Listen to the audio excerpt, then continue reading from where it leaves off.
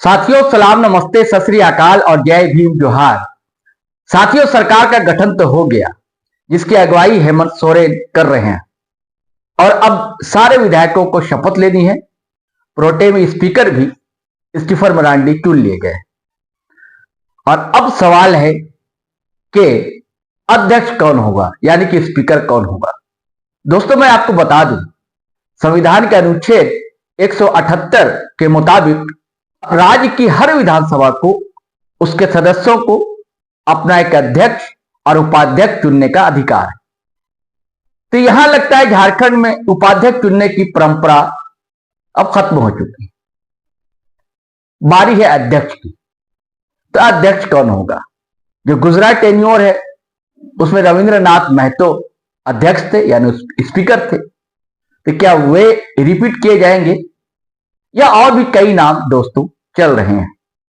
Stephen Marandi का नाम है, लुइस मरांडी का नाम है, मथुरा प्रसाद महतो का नाम है और भी कई नाम है इस फहरिस्त में।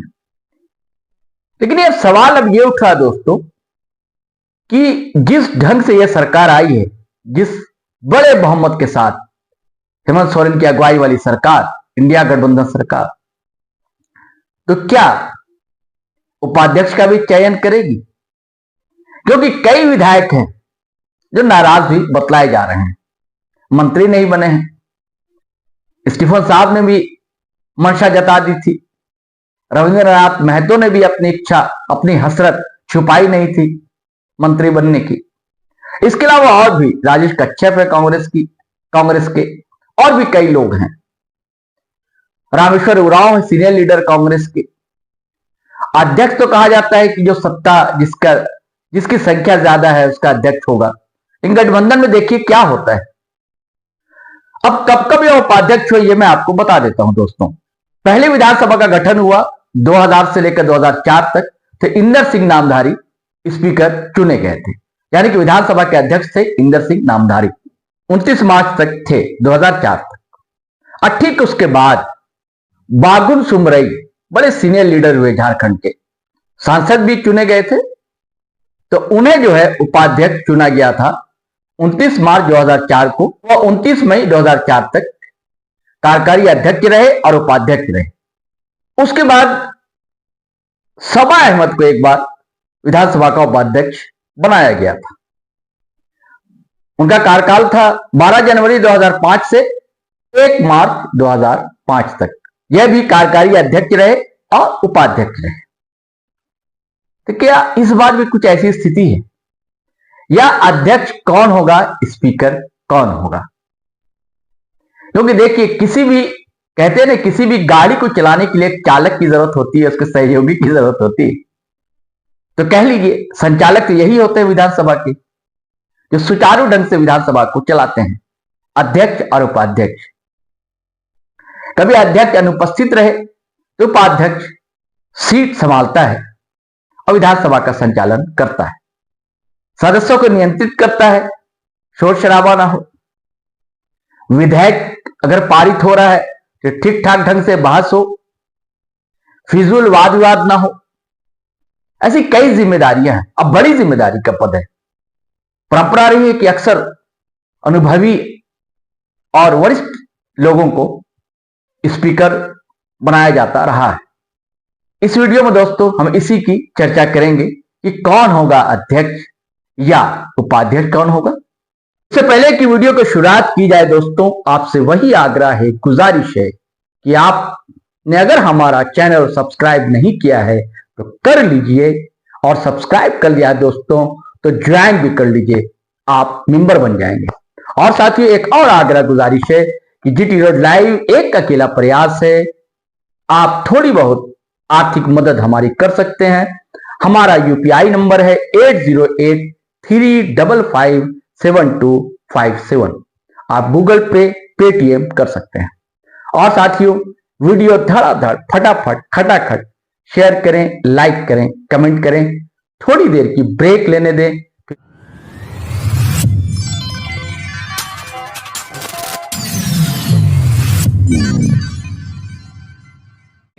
लगातार कहा जाता है कि छठवां या सातवां टर्म है अभी जो प्रोटेम स्पीकर, स्टीफन मरांडी बहुत सीनियर है, अनुभवी हैं और जेएमएम के भी हैं।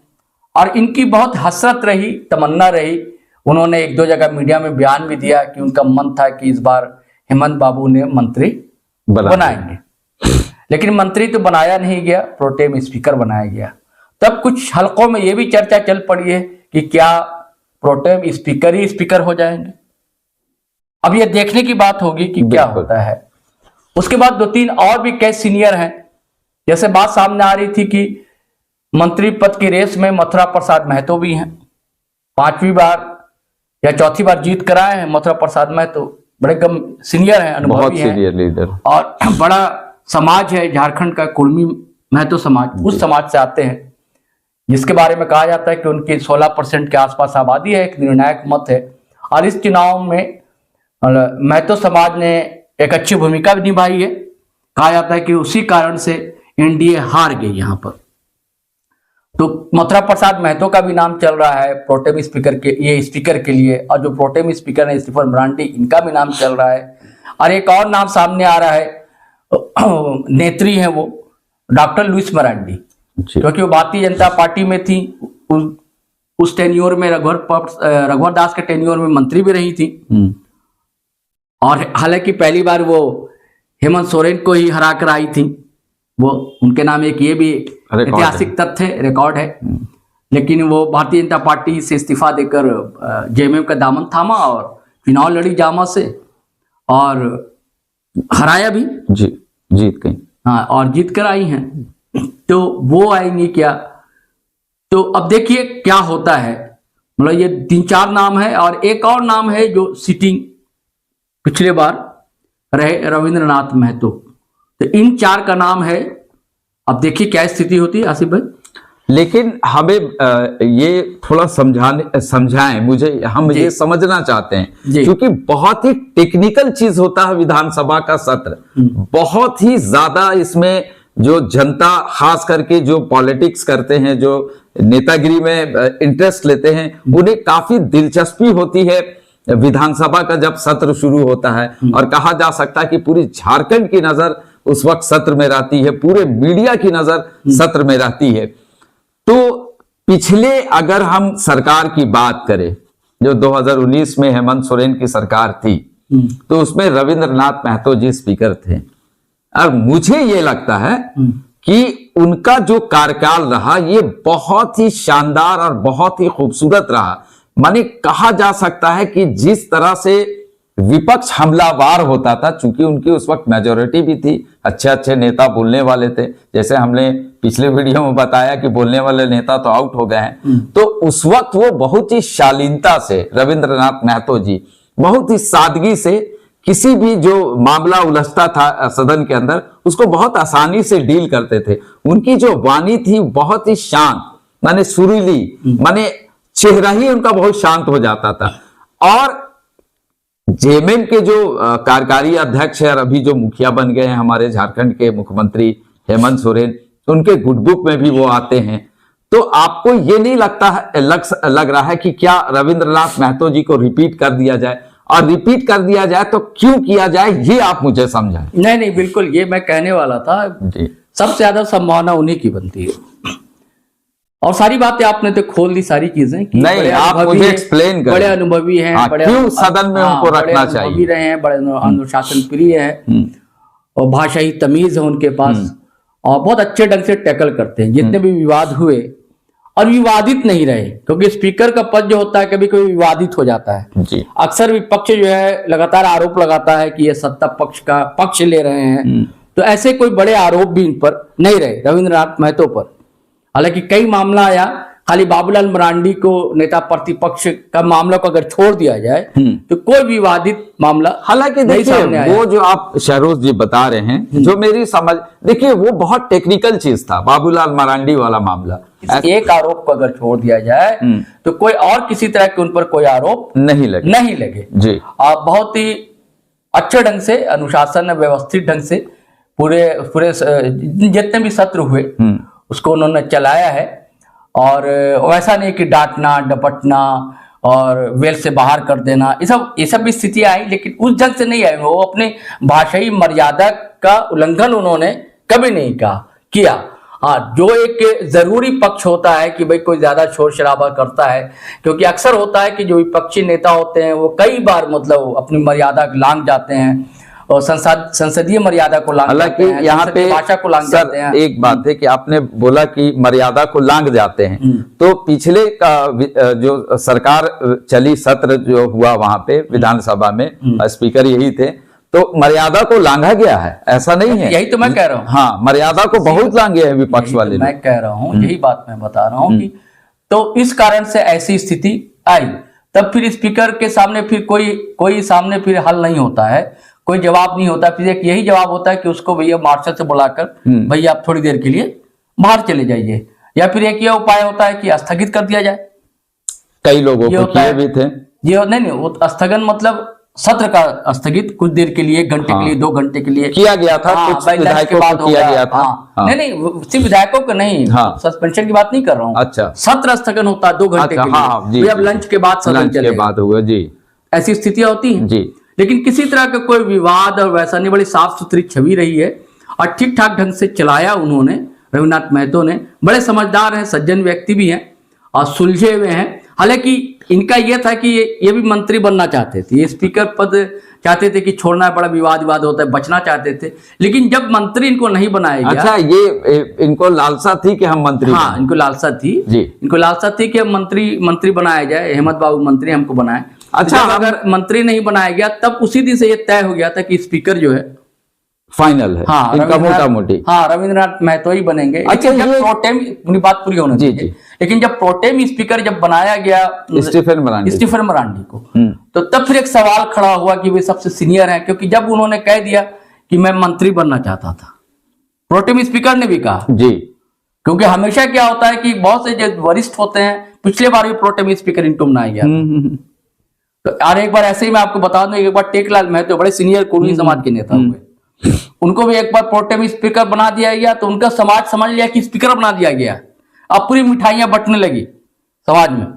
वो जो मांडू से जीता करते थे, उन्हीं के साथ लड़के हैं ये जेपी पटेल, बिल्कुल टेकलाल महतो के हार गए थे इस बार। हाँ, टेकलाल महतो के बड़े सीनियर लीडर रहे टेकलाल महतो, संस्थापकों में से रहे जेएमएम के। तो कई बार एक आशा रहती है जो सीनियर वरिष्ठतम जो सदस्य होते हैं सदन के, जो वैसे इनको थी, क्या नाम है, टेकलाल महतो को नहीं, वो तो पहले थी स्टीफन मरांडी। हाँ, इस बार स्टीफन मरांडी साहब को थी, लेकिन नहीं ये मौका उनको मिला, प्रोटेम स्पीकर रह गए। तो ज्यादा संभावना मुझे लगती है, आपकी भी समझ यही कहती है कि रविन्द्रनाथ महतो ही स्पीकर बनेंगे। अच्छा, क्या प्रोटेम स्पीकर जिनको बना दिया जाता है उनका एक बने जो बोलचाल या बाजारों में चर्चा होती है कि उनका जो स्पीकर वाला मामला होता है वो क्लोज हो जाता है क्या? ऐसा नहीं, ऐसा नहीं होता। ऐसा तो नहीं, ऐसा बिल्कुल नहीं होता कि क्लोज हो जाता है, ऐसा नहीं होता है। कई बार ऐसा हुआ कि जो प्रोटेम स्पीकर हुए वही स्पीकर रेगुलर स्पीकर हो गए। तो कहा जा सकता है कि सबसे प्रबल दावेदार में इन्हीं का नाम है। कहा नहीं जा सकता, मेरा तो मानना है कि उनको ही बनाया जाएगा। मैंने 10 तारीख को इनके नाम पर मोहर लग जाएगी 10 को ना, 10 दिसंबर को। उसके बाद ये फुल फ्लेज में। साथियों, अगर हम लोग सूत्रों से मिली खबर को पुष्ट माने, अगर हम लोग पुष्ट अगर करने को कहा जाए, तो बिल्कुल वही बनने जा रहे हैं रविन्द्रनाथ महतो स्पीकर। चलिए, तो शहरोज जी ने बहुत अच्छी जानकारी दी, और ये भी बात बताएं कि अगर हम लोगों का हमारा अगर होता कंफर्म करना, तो हम अभी तो मोहर लगा दिए हैं। तो साथियों, अब सोमवार से सत्र शुरू होगा, सत्र का आनंद आप लें, और सत्र के बाद अंदर और बाहर जो समीकरण बनेगा, जो बातें होंगी, वो फिर हम आपको देर शाम रात में आके इसकी विश्लेषण करेंगे कि सत्र कैसा चल रहा है। चूंकि इस बार हेमंत सोरेन की सरकार बहुत ही उत्साह के साथ सदन में रहेगी, चूंकि 56 सीट उनके साथ पास है और किसी तरह का कोई परेशानी उनको नहीं होगी। हम बस आपसे यही आग्रह करेंगे कि हम जनता के लिए हैं, और जनता का भी यह फर्ज बनता है कि जो हमारी मेहनत है यूट्यूब में न्यूज़ बॉक्स भारत और जीटी रोड लाइव का, तो इसको आप हर तरह से मदद करें। मदद का सबसे बड़ा जो खुशी होती है, तो हम लोगों की खुशी सबसे बड़ी होती है कि हमारा चैनल में ज़्यादा से ज़्यादा व्यूअर्स आएँ, सब्सक्राइब आप ज़्यादा से ज़्यादा करें, और लाइक करें, बटन को दबाएं, बेल बटन को दबाएं, कमेंट्स करो। यही हमारी सबसे बड़ी पूंजी होती है। हम चाहते हैं कि हम हर दिन और हर खबर को आपके सामने पेश करें, एनालिसिस करें। एनालिसिस करना कोई छोटी मोटी बात नहीं होती है, बहुत इसमें मेहनत करते हैं। खास करके सैयद शाहरोज कमर जी काफ़ी वरिष्ठ पत्रकार हैं। आपको हम फिर बता रहे हैं कि देश के कई बड़े बड़े अखबारों में काम किए हैं, पूरे देश का भ्रमण कर करके रिपोर्टिंग करते थे। खुशनसीबी हमारी रही कि हमने भी इनके साथ काम किया किसी हाउस में। और बस आपसे यही गुजारिश है कि न्यूज़ बॉक्स भारत और GT रोड लाइव को आप YouTube में ज़रूर सब्सक्राइब करें। जोहार।